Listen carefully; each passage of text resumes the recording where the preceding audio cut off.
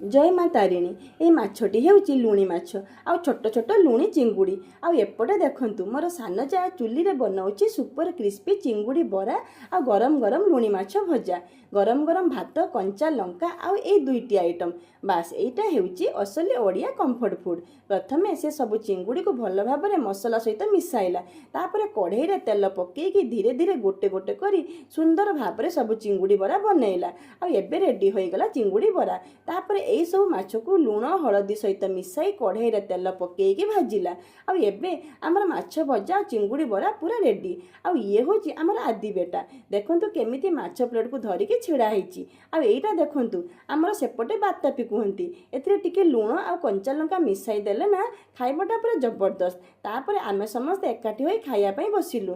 एमिति मुहूर्त टंकारे मिलेनी, एमिति खुशी होटेल रे भी मिलेनी। एई घर एई लोक एही आमर स्वर्ग।